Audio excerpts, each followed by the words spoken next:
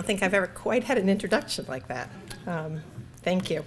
Little secrets of the past that I wish I wasn't so much secret. I wish I was in the shape I was in way back when.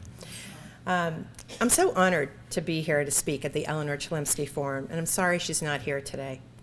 Eleanor has long been a hero of mine and one of our true treasures in evaluation, as you've heard from Laura. Her insightfulness, pragmatism, and sheer brilliance as both a practitioner in our field and a preeminent thought leader are unparalleled. I've been inspired by her work and her writings. I have to say, though, I'm also a little bit intimidated in this role, not only because of who the forum is named for, but also following such an impressive inaugural session last year. I'm not sure I can match Tom Schwant's references to Neo-Confucius theory or Kant, or Michael's references to brain sciences, and I'm not even going to try. Frankly, as a full-time practitioner for my entire career, I'm even a little bit intimidated about talking about the concept of theory. Talking in a forum about theory, even though I also get to talk about practice, is a little daunting. On a day-to-day basis, I and most of my colleagues doing full-time evaluation, many of you here, we don't have the time to always think about theory explicitly and how we use it and how it shapes our practice. Sometimes you have the fear that you just don't measure up. So practitioner's fear. So substitute classroom management for evaluation techniques. Your evaluation techniques work in practice, but not in theory. That worries me.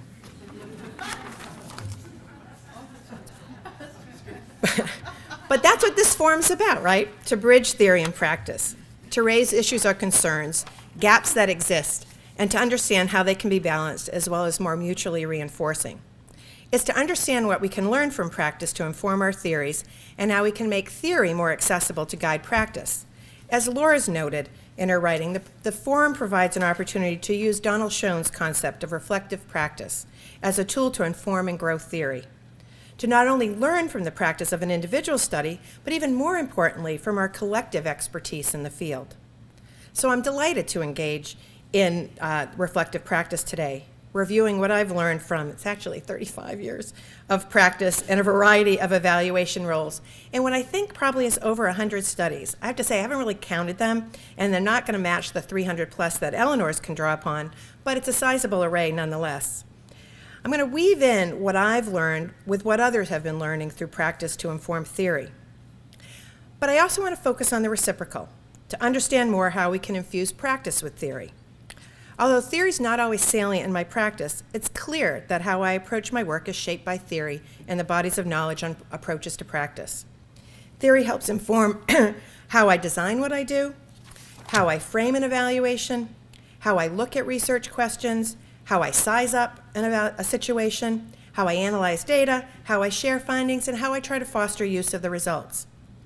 I use different types of theory in my work: social science theory, program theory, evaluations theory, which I'm going to talk about in more detail. But evaluation theory informing not only what I do, but I think most importantly, how I do it, is what I believe makes me an evaluator and not simply a methodologist or an applied researcher.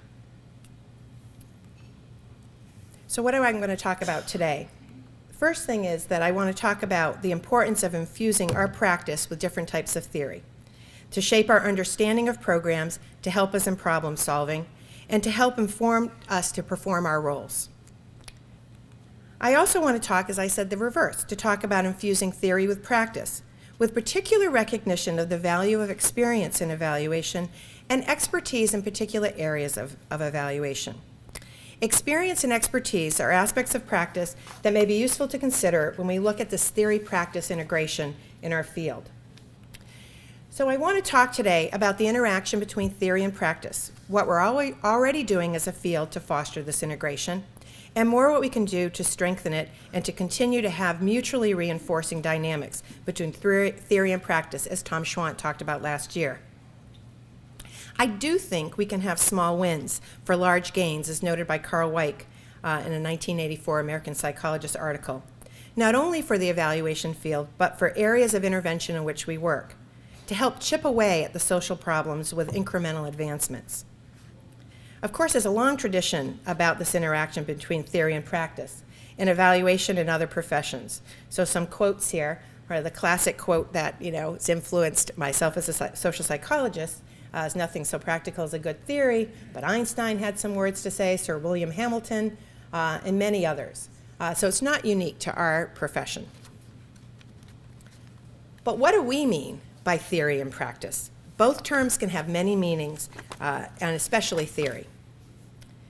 So Stuart Donaldson and Mark Lipsey, among others, describe the confusion in our literature about what we mean by theory. There are at least 3 different types or categories of theory in our work, and I've already talked about them a little bit. Starting from the bottom, program theory, often theory with a small t, we say sometimes. It's the underlying logic or theory of change of a program or intervention. It's knowledge about the program or phenomena that you're looking at, under that which is under investigation, the evaluand. Social science theory can be used to strengthen our inquiries, our measurement, our understanding of interventions and how they operate. There are also theories of behavior that can help us understand how and why people may act in different ways within evaluation, the stakeholders, the principal actors, the beneficiaries, and others. It can help us in problem solving. Evaluation theory, which I've been talking about thus far, encompasses the approaches and frameworks that describe and prescribe how we approach our work. Some of them include utilization-focused evaluation, theories underlying experimentation and quasi-experimentation, theory-driven approaches, and many others. What do we mean by practice? It's a framework you may have seen from CDC. Practice is how we conduct our work. It encompasses all the activities we consider under the evaluation umbrella, from framing and scoping and designing a study, determining who participates, how much, the roles people have, the methods chosen for collecting data, the strategies for analyzing and interpreting our findings, and the strategies for sharing, disseminating, and trying to foster use. But it also encompasses what we've referred to as reasoning and action, solving problems that arise, making decisions when there are forks in the road, when things don't go as planned, situations when context raises its head and gets in the way. And I won't say ugly head, because sometimes it's not so bad. Every evaluation I have participated in or directed has had many of these junctures, and where I believe one's theoretical knowledge, practical knowledge, and expertise makes a difference, where it connects. I'm going to talk more about that in a little bit. So I want to talk first about the infusing theory into practice. If we begin with the bottom circle, and we're going to go on the different types of theory, we know from the proliferation of articles on logic models and theory of change that this concept of program theory has become a feature of much of evaluation practice. It's not unusual for programs to describe their theories of change, and not unusual for evaluation sponsors to ask for logic models as part of the response to an RFP for an evaluation. As a field, we've become much more cognizant of the importance of understanding the underlying program theory and its implementation, as well as understanding the dynamics within a program. Program theory is not without its detractors, however. Scriven and Stufflebean most notably question the value of these theories for all endeavors. And Chris Corrin and colleagues recently, in a systematic review of 45 theory-driven evaluations, found that few applied more than a small number of the principles intended to shape the practice. However, within the concept of small wins, large gains, we can likely not only inform our own field, but also the fields in which we walk into if we focus on the theory underlying programs, highlighting the mediating processes within these programs, or what Carol Weiss, again, one of my other heroes, would refer to as generative mechanisms, as well as the contextual elements that moderates programs' implementation and impact. Lipsey has called on evaluators for quite some time to look across our studies in a substantive area or many substantive areas, both to inform these areas of social programming. We're accumulating a lot of detailed knowledge, particularly as we look through the program theories, that could help us guide these other efforts. Social science theory's role. Social science theory has often been brought up in its link with evaluation in helping us to flesh out and expand program theory. This is an area of mixed opinion among theorists and practitioners. Some see value in using deductive program theory, drawing it from social science theory, whereas others, like Bill Trosham, sees more value in extracting implicit theories of stakeholders through techniques such as concept mapping. However, what we haven't discussed as much is the role of social science theory in guiding our decision-making. Last year, Tom Schwandt noted that evaluators used a host of conceptual or theoretical knowledge in thinking through options in evaluation situations. We have a repertoire of concepts, insights, explorations, and tools that we use to help us tackle the day-to-day problems that arise. In my own work, especially in multi-site evaluations, our teams have often drawn on social psychological theory, especially related to group dynamics and group process. Sometimes it's more subtle than explicit, but it plays a role. In one of our multi-site evaluations that included collaborations with researchers and others in 9 local sites, we had many meetings to work together on each aspect of the multi-site evaluation, from the design through analysis through the interpretation of the results. This multi-site project was designed so the decisions were made by consensus on the steering committee. And if no consensus could be reached, then by vote. So these meetings were really important, and it was important that we kept them moving, that we kept people informed, that we made decisions that we could all live with, and that we could ultimately produce a rigorous, meaningful, feasible study. I, along with our team and government sponsors, led the meetings of this very large steering committee. For each meeting of 30 to 40 people or more, we sat in a large hollow square with the key decision makers in that square and one side, and then others sitting around. There were some on the outside, but the key decision makers were at one end. I remember in the second meeting of this large steering committee that I was so glad that certain people were seated directly across the square from me, as they were supportive and ones that nodded their head and helped me push the agenda forward. Other folks who were a bit more obnoxious were not in my direct line of sight. As I spoke with my colleagues who were in charge of the logistics, they told me that the seating arrangement was not an accident. They favored the open square because it fostered conversation, but also it allowed for seating those people who are more difficult on the sides, away from the direct line of sight of those of us leading the meeting. They wanted to help facilitate the meeting by having folks who are more cooperative across from us and those who tried to dominate or obstruct the meeting on the sides so that we wouldn't be distracted by them. So attending to group dynamics, my colleagues followed a theory in setting up the room and strategically placing people. Theories of psychological ownership were also key in collaborative processes. Getting people to own all or part of a process or product was felt to be key to getting their commitment and effort throughout the multi-site. So we built processes in to get people's voices heard and to get them involved and to use their input. As a lead evaluator, I knew more about what needed to be done in the multi-site than any of the individual evaluators, but I needed their cooperation and I needed their involvement to make it work. I needed to understand what it would take to have them be full participants in the process so that we could move along. I needed to find ways to have them feel ownership, even if it was less efficient. A good example is how we went about developing a cross-site logic model. I'd already developed one that I thought was useful at the outset of the multi-site. But rather than sharing it with everybody, we created a process in which the members of the steering committee tried to develop the model along a large group, this 30, 40 people. When the process was exhausted, and so were the people, I told them I'd given a little bit of thought beforehand and had something if they wanted to look at it. They did, and at this point, they could accept most of it with just a few tweaks. I'm not sure they would have done that way and felt that way first going into it without a process of discovery on their own. The logic model then became the blueprint we followed in designing the study and guiding the initial analyses. We gave it out at every meeting, so it was critical that they owned it. One last small example. We discovered the importance of opinion leaders in the collaborative and how they could influence others. In our group, we had one very well-known and senior researcher in the field. Everyone deferred to her. It was like the old commercials of E.F. Hutton.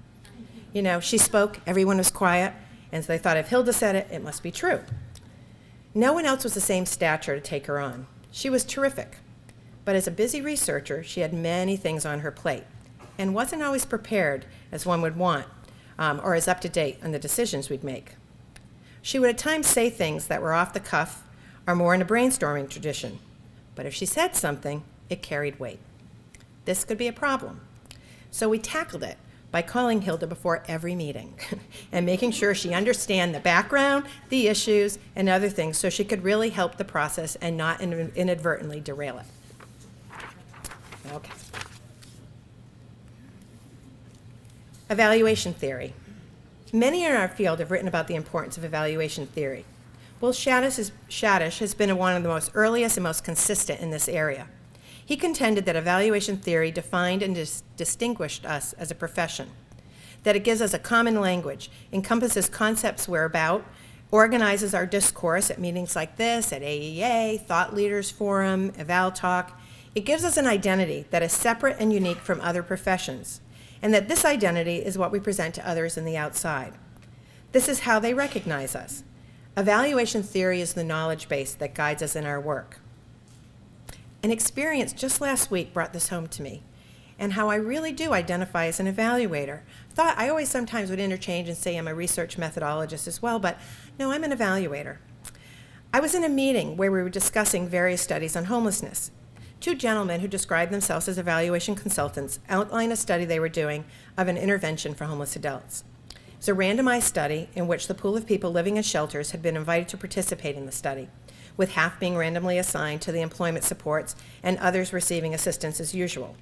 In the homeless arena, this is a critical area to understand, and the use of an experimental design seemed appropriate for many reasons. Although I've become a more eclectic practitioner, I'm trained in the experimental tradition. It's a method I use when it makes sense, and it made sense here. But I was struck at a difference in how we saw our roles in evaluation. They recruited the pool of study participants from shelters, and as in the case for most evaluation and research work in homelessness, they needed to first go to the shelters to get what's called the consent to contact. You can't go to people, homeless people, they can't give you a list because that breaches confidentiality. So you have to they have to ask the people, could you be invited to participate? They had helped to have well over 700 people in the study in both groups. They had less than 300 in total. When asked what the problem was, they said it was like probably many things. Some shelters not believing in the intervention for all, and so they handpick people to participate. Others, frankly, not putting the time into this and not wanting to tax their staff. Others probably have it let slip their minds. Shelter providers have a lot on their minds and plates, and frankly, these types of activities, even if they're not very big, don't usually rank as a priority unless they're made to be a priority. When asked what they were doing to try to fix the problems, the consultant said, "That's really not our role. We wanted to keep the research separate from this. It's the intermediary's role." I was struck by this because I encountered the very same problem, and I have tackled it, and I have seen it as part of my role. Why? Well, I put a value on impartiality, just as they did in these types of studies, and like Eleanor has written about, I try to account for bias by thinking about it constantly. But I also think about use, and I think about why the evaluation is being conducted. And having expertise in this area, I understand how this particular study fits in with other studies and the interplay between internal and external validity. By not intervening and trying not to only increase the numbers, which I still think is part of their role, but also the diversity of the pool of people, the evaluation is not likely to provide meaningful results, and it probably will not have meaningful external validity. My guess, from my experience in the area, is that with cherry-picked people, the contrast between the treatment and control groups will not be that great, and they will not provide the test of the intervention with the broader diversity of folks that's being sought. As an evaluator, I'm concerned with the rigor, but I'm concerned with the credibility and the feasibility all at once. Even if I grew up on the methods tree, I'm concerned with the goals of social betterment and the goals of use. So we need more to infuse theory into practice. These are thoughts I will turn to again at the end, but let me now switch to how practice can inform theory. Okay. Another cartoon. I'll have to read this one, I think. So we have at the end, there goes the student who wrote the paper on living with nature. I'll go and say hi. Hello, I really liked your, the animals are attacking me. Get me out of this zoo. These humans and their theories, they cannot handle the messy reality outside their academic bubble. I wonder where they learned that from. Fortunately, we have a tradition in evaluation to ground our theories in practice. We have theorists right here, and they're not running away. Over the last decade, or even maybe a little longer, we've increased our attention to learning from our own efforts. This forms clearly in that spirit. Other venues, in addition to the longstanding AEA and EERS general conferences and our journals, as well as other blogs, the Thought Leaders Forum, other things, these do not always have an explicit focus on infusing theory with lessons from practice, as this forum does, but sometimes I think they do result in doing that. There's also been attention to systematic research on evaluation to guide theory. For example, now within AEA, there's a topical interest group on research on evaluation. There have also been increasing systematic reviews of key aspects of evaluation practice, such as the focus on theory-driven evaluation by Chris Corin that I mentioned. But also there have been examinations. There was a recent one by Paul Brandon on stakeholder involvement. There have been reviews of use, communication reporting, and other areas. There have also been some incredible studies of practitioners. Think of the work of Marv Alkin and Tina Christie in this arena. There was one, New Directions for Evaluation, actually Gary Henry was in, and others, where they talked to 4 theorists. Well, maybe there's a Freudian there. Theorists, and had them put there to respond. It was a New Directions, and had them respond to a case to see how they put theory in action. It's a really, I think, a really great volume. There are also, Jody Fitzpatrick has done interviews with evaluators and published that in a book, Knowledge in Action, as well as some other articles. There's another article that I'm going to talk about in a little bit. Recently, it was in 2009 by Claire Tourman in France, where she tracked and studied 24 practitioners, and I'm going to draw on that in a little bit. The effort in research and evaluation have helped us to really bring practice alive and to understand how practice aligns with theory and how practice can enrich the theories we hold in our profession. There are a few points that we're learning from this area of inquiry that I want to underscore, and then a few points that I want to make that I don't think has probably given as much systematic attention. The first is experience. Experience matters. Laura's article last year, based on insights from this forum, and Claire Tourman's study of 24 practitioners, highlights the importance of experience and the distinctions between novice and seasoned practitioners. Without the benefit of experience, new evaluation practitioners often follow a prescriptive approach religiously, at times not even seeing the forest for the trees. Whereas more experienced practitioners are able to draw upon more than one theory, but also attend to their own practical knowledge and to attend to the evaluation situation at hand. Tourman found some key distinctions between beginners and experienced practitioners.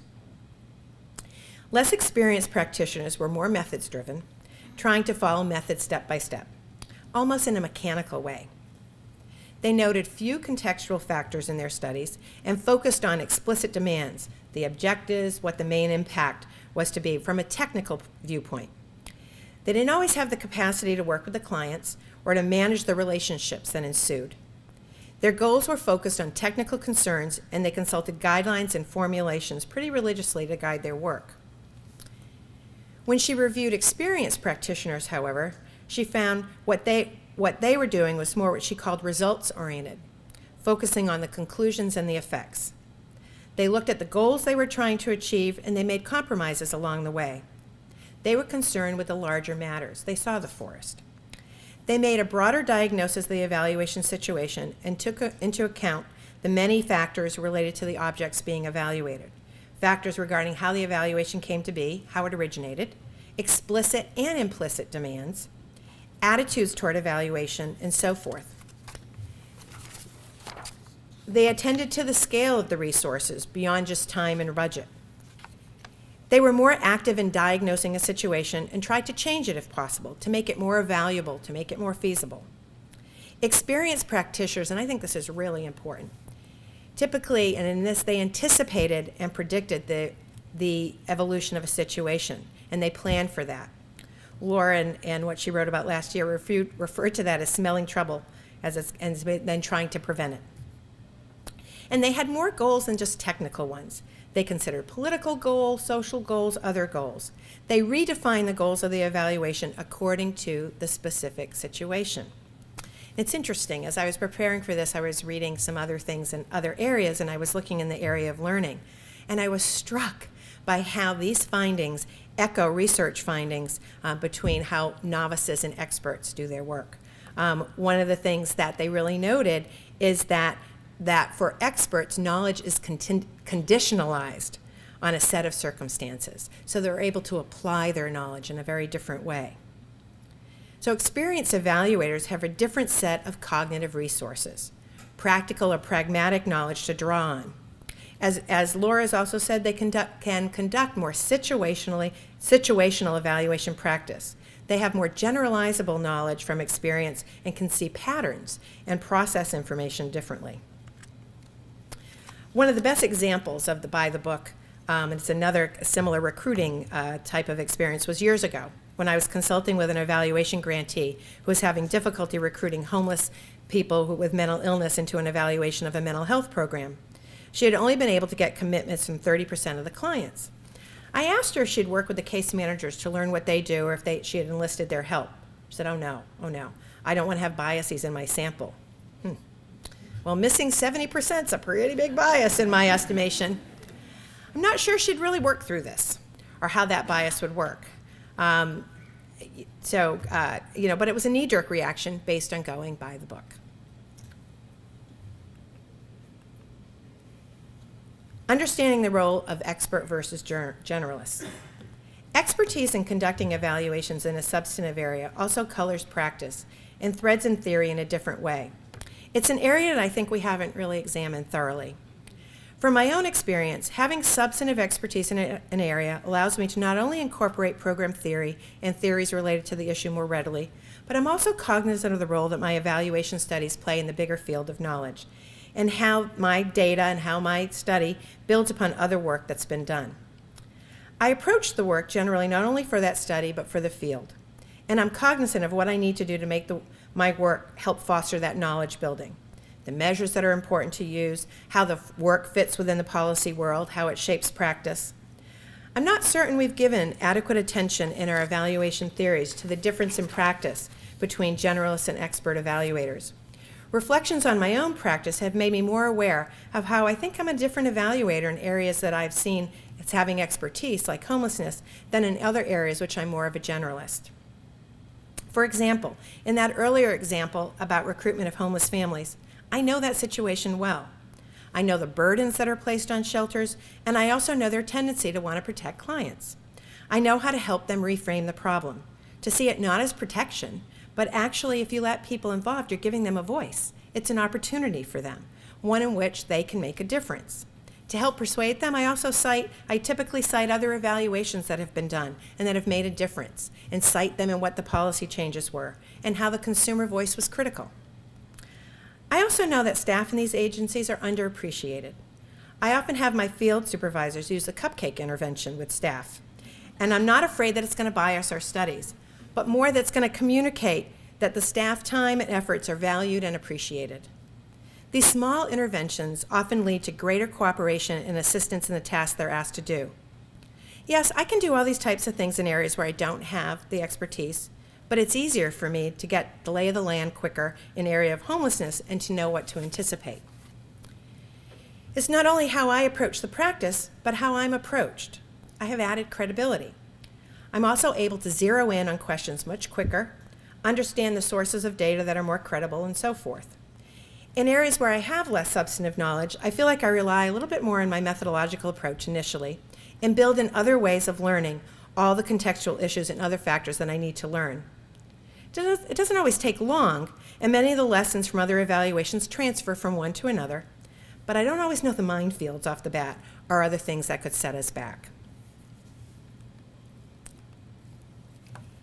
We talk a lot about time and budget as constraints on practice, but I don't know if we would attended to them as thoroughly as we might in our theories. Other constraints that would benefit from more understanding of the pushes and pulls of one's organization and the differences between being an external evaluator from an academic setting, a consulting firm, profit and nonprofit, as well as being an independent consultant. It was noted by Alkin and Christie in their review of the Theorists in Action that Jean King, an individual consultant from an academic setting, spoke about negotiating some aspects of an evaluation before deciding whether she could take it on. That level of negotiation is rarely possible in federal studies, and particularly in firms like I come from, where the decision not to take it cannot be exercised unless the evaluation pushes ethical or feasible boundaries.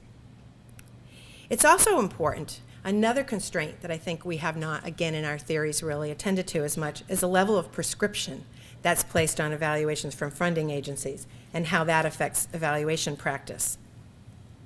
A couple years ago, I was president of AEA, and I talked about context. And while I was espousing how we should look more at context in our studies, some of my WestAT colleagues said they'd love to do more of that, but how feasible is that within the constraints of the RFPs? Now, I think sometimes that negotiation is possible, and I repeat the notion of small wins, trying to improve the scope within the boundary set. But I also understand that there are situations where things are rigidly set in RFPs and not always in ways that follow our best instincts as evaluators. So I'd love for evaluation theory to take a more critical look at these constraints and incorporate them into efforts to classify evaluation situations. Mel's talked a lot about the importance of classification. In my AEA address, I took a broad look at context and spoke about the context of the program, problem or phenomena, the context of the program or intervention, the environmental context, that's typically what we think of as context, the decision-making context, and the context around the evaluation, the frame with that, the constraints. That may be a starting point for helping us to classify the evaluation situations and distinctions that are important for evaluation theory. Fostering greater integration between theory and practice.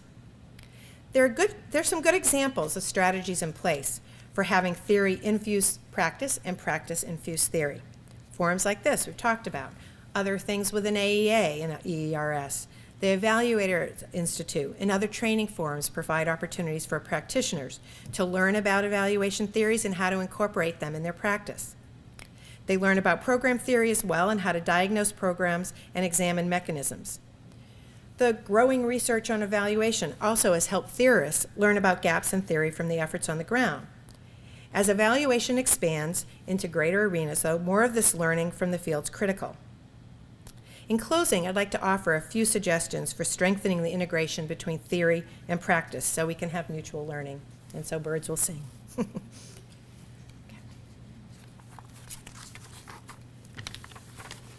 Forums like this, I talked about that. Apprenticeships. We have an AEA-sponsored internship. Claremont College has an internship, and I know that they've also done one together, and there may be others. We at WestAT have an internship program as well. I think we need to continue to think of ways that we can have new evaluators as well as students learn by doing. Working in the field, working with others, seeing knowledge in action.